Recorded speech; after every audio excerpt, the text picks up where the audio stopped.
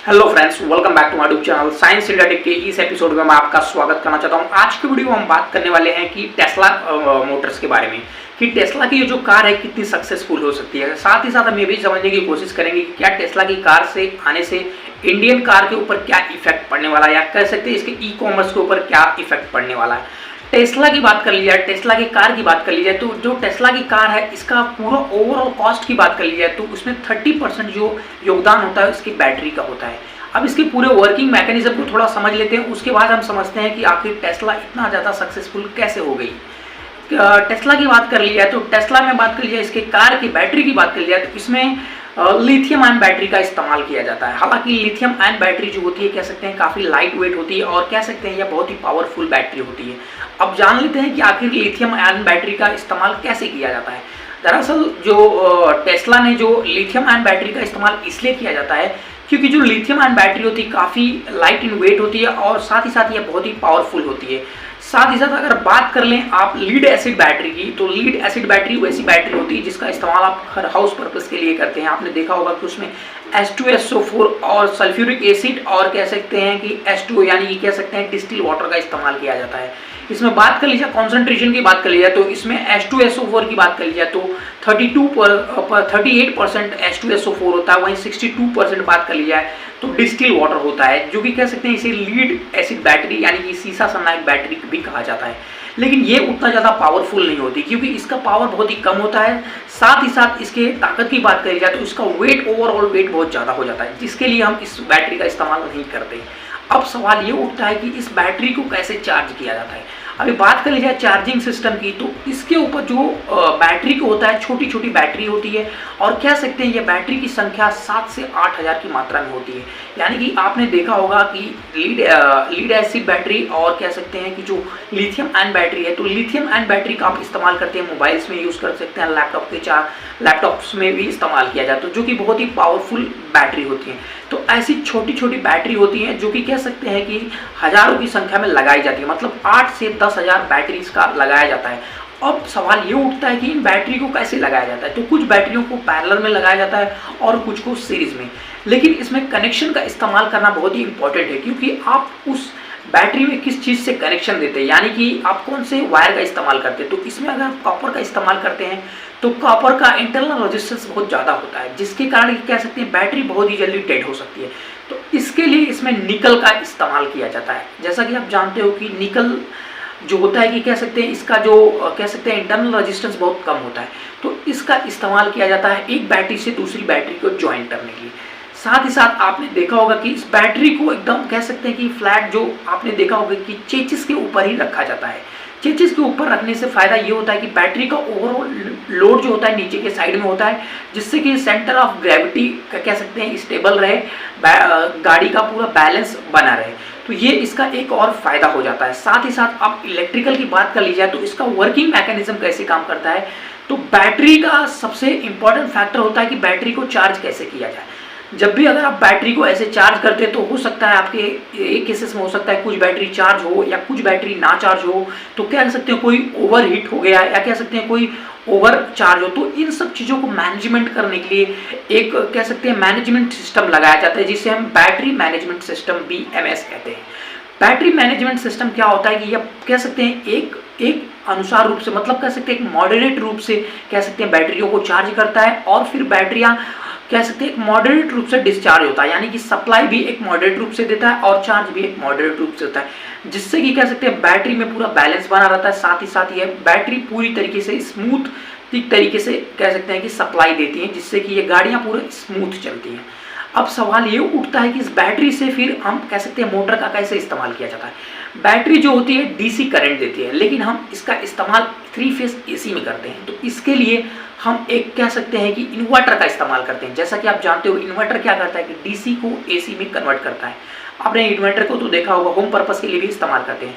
तो ये क्या करता है, जो DC बैटरी चार्ज है उसे 3 फेज AC करंट में कन्वर्ट करता है और इस 3 फेज AC करंट से हम कह सकते हैं कि जो मोटर होता है उसको चलाते हैं और उसी मोटर का इस्तेमाल करते हैं, जो कि गाड़ियां कह सकते हैं बहुत ही स्मूथ तरीके से चलती हैं। तो ऐसे कह सकते हैं इस बैटरी का इस्तेमाल किया जाता है। लेकिन एक सिस्टम इसमें बहुत ही ज़बरदस्त सिस्टम दिया है जो कि टेस्ला की कार में स्पेसिफिक दिया रहता है।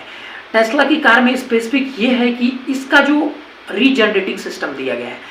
रीजनरेटिंग सिस्टम क्या है वो थोड़ा समझते हैं। जब भी कभी आपने देखा होगा कि आपने डीजल पेट्रोल गाड़ियां चलाई होगी, तो जैसे ही आप ब्रेक मारते हैं तो आपकी गाड़ी फ्यूल ज़्यादा कंज्यूम करती है, फिर आप गियर चेंज करते हैं, फिर एक्सेलेटर लगाते हैं, एक्सेलेटर देते हैं, तो इसमें फ्यूल कंजप्शन ज़्यादा होता है। लेकिन टेस्ला की कार में ऐसा नहीं है।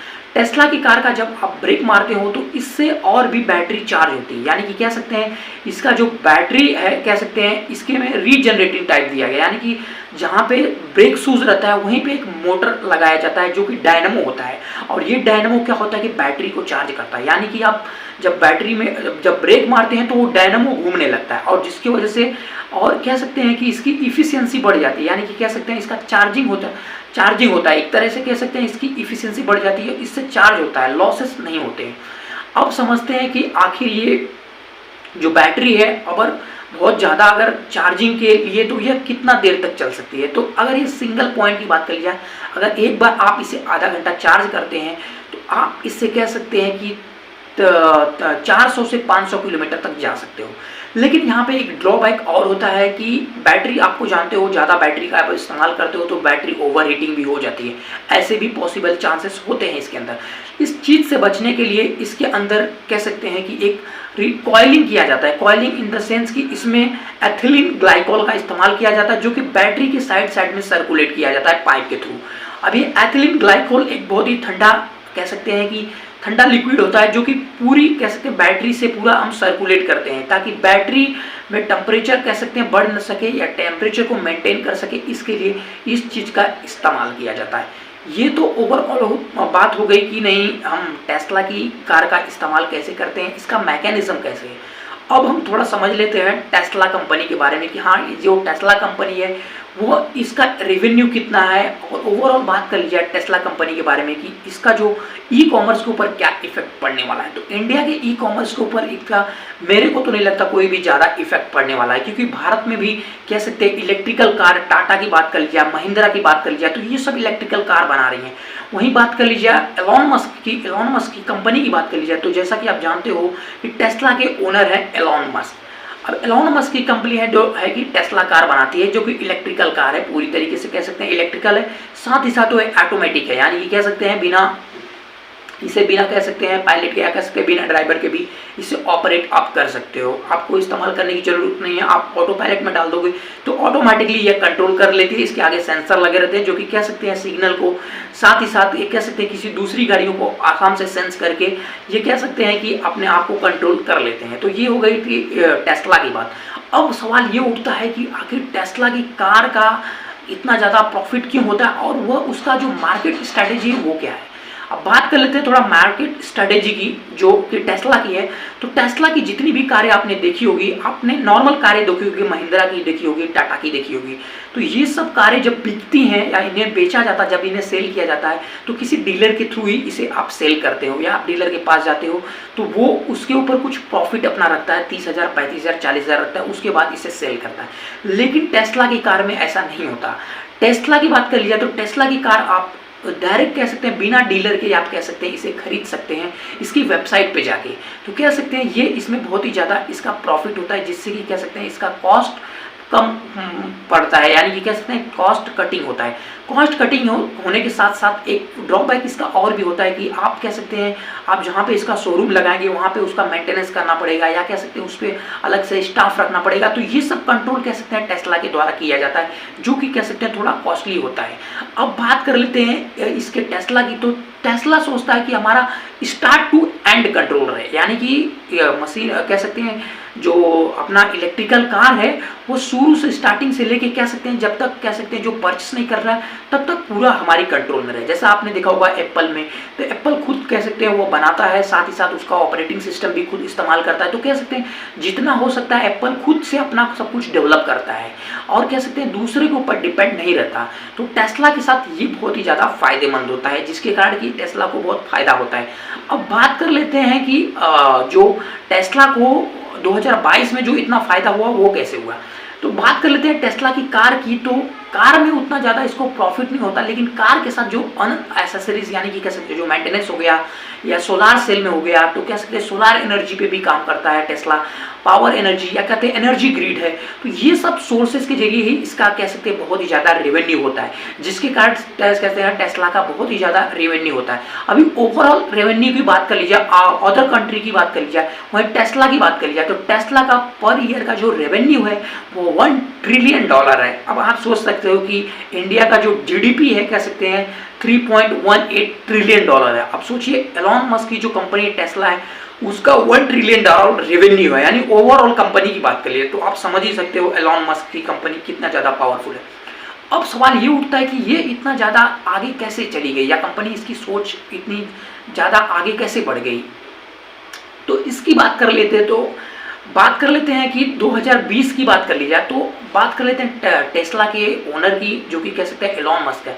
एलॉन मस्क का ऐसा मानना है कि जो हम R&D डिपार्टमेंट में सबसे ज़्यादा खर्चा, बिलियंस ऑफ डॉलर जो है टेस्ला R&D डिपार्टमेंट में खर्चा करता है। अब आप अपनी कंपनी में सोच लीजिए कि आपका जो R&D डिपार्टमेंट है वह कितना खर्चा करता है। ज़्यादा से ज़्यादा बहुत ही कम करता है, क्योंकि R&D डिपार्टमेंट कोई खर्चा करना ही नहीं चाहता।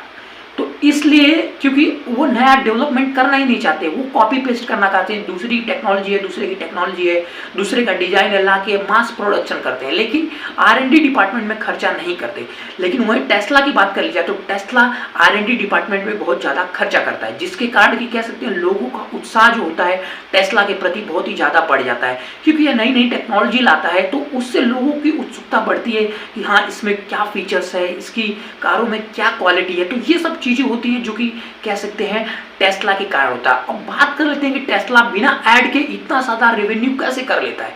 तो बात कर लेते हैं पूरे ओवरऑल मार्केट की, तो ओवरऑल मार्केट जो है उसमें से 1.2 जो % कैप्चर किया है जो कि टेस्ला के द्वारा है, ये बहुत ही कम है। लेकिन बात कर ली जाए मार्केट की तो बहुत ही ज़्यादा ये मार्केट को कैप्चर कर लिया है, तो इसके कारण इसका रेवेन्यू थोड़ा बढ़ जाता है। अब बात कर लेते हैं कि इसकी और भी जो सोर्सेस है उसके थ्रू इसका कैसे रेवेन्यू होता है।